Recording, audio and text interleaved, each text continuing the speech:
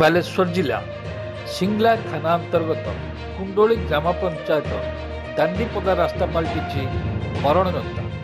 ସେଠିକା ଠିକାଦାର କିଛି କାମ ପାଇଁ ରାସ୍ତା ମଝିରେ ମୋରମ ଡଷ୍ଟମୁଣ୍ଡ ପକାଇ ରଖିଛନ୍ତି। ଆଜକୁ 5 ଦିନ ହେବ ଏପର୍ଯ୍ୟନ୍ତ କାମ ହୋଇପାରୁନାହିଁ।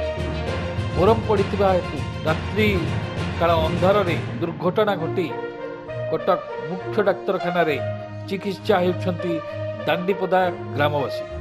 ଏଣୁ ରାଜ୍ୟ ସରକାରଙ୍କୁ ଅନୁରୋଧ ତୁରନ୍ତ ସେଠାରେ ମୋରମ ଉଠାନ୍ତୁ, ଫଳରେ ସାଧାରଣ ଜନତା ଦୁର୍ଘଟଣାରୁ ବର୍ତ୍ତିଯିବେ। ବାଲେଶ୍ୱର ଜିଲ୍ଲା ସିଙ୍ଗଲା ମିଡ଼ିଆ ସୂର୍ଯ୍ୟାଲୋକରୁ ଜ୍ୟୋତିରଞ୍ଜନ ପଟ୍ଟନାୟକଙ୍କ ରିପୋର୍ଟ। ଆମର ଏପରି ଖବରକୁ ଦେଖିବାକୁ ଆମ ଚ୍ୟାନେଲ ସୂର୍ଯ୍ୟାଲୋକକୁ ଅଧିକରୁ ଅଧିକ ଲାଇକ୍, ସେୟାର ଏବଂ ସବସ୍କ୍ରାଇବ୍ କରନ୍ତୁ।